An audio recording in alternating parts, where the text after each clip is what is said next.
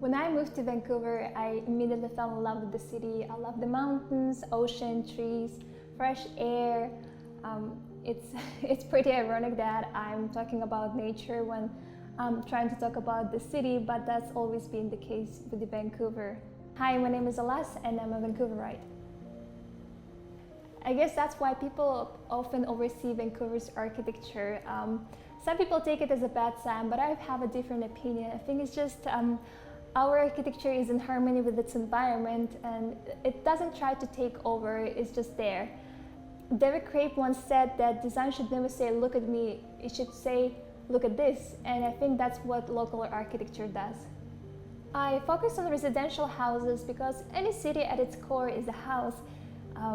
It's the first thing that usually people build wherever they go, and a house is just like a little universe on its own because it's a reflection of society, culture and economy within a space.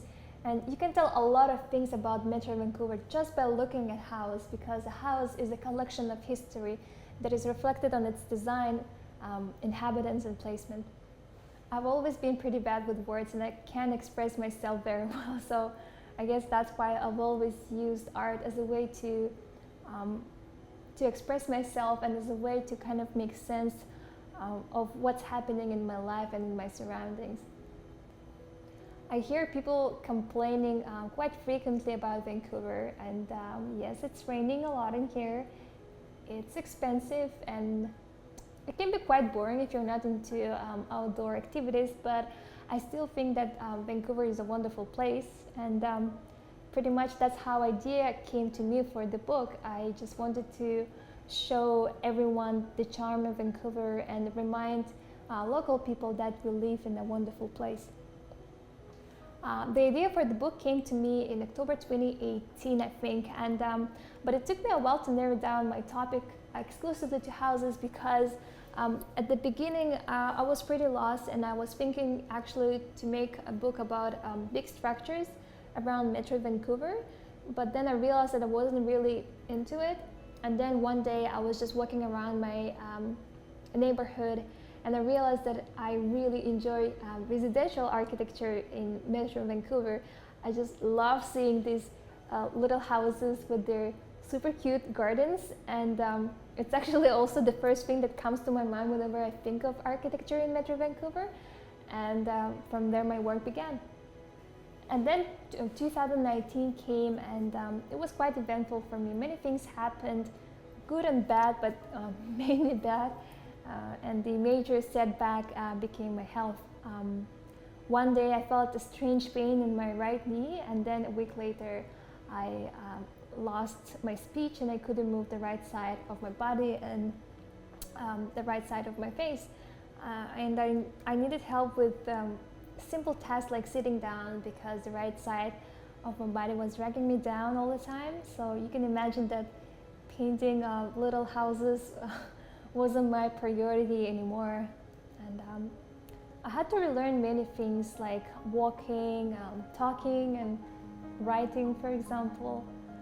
I have never recovered from the disorder, but I learned to live with it and manage the symptoms better. As a result, some days I look normal like today, and some days I just have to stay in bed, but it's fine. I think that we should be led by our dreams and not by our problems. And then 2020 came, and we all know what happened that year. The pandemic hit and the planet was pretty much shut down. But I was one of the few people who wasn't really affected by the pandemic. I continued doing my research and taking pictures of the houses and for the illustrations, and then painting them. And I also had more time to work on my book because I didn't have to work full time and spend just my evenings on the project. I wasn't able to finish all my illustrations in 2020, and because I was still trying to get back to a functional condition after I got sick in 2019. And I could work, and even now I can work on the limited hours because my body cannot handle too much activity, and I have to take breaks quite a lot, and it can be quite tricky sometimes because full-time freelancer and doing anything outside my work can be overwhelming. I was finally able to finish all my illustrations only in 2021 in August, and I painted around 120 illustrations, maybe more for the book, but I included only 85 houses. And I also worked around 120 kilometers for my research, but not in one day, of course. On average, I would spend 10 to 15 kilometers in each city. To make an illustration, I first take a picture of a house that looks very unique or common to Vancouver, and then I sketch the future illustrations to get the proportions and details right. Once I'm happy with the result, I jump on my line art and start painting. I usually pick and mix my colors as I go. I don't do preliminary color tests. I usually do that for commissions. All my illustrations are small, and there is a reason.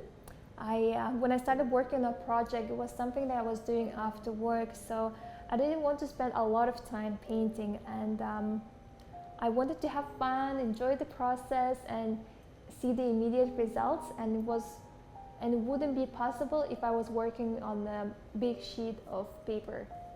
Also, I realized that small illustrations have more charm, and it feels especially rewarding if I can get the tiny details in the illustration.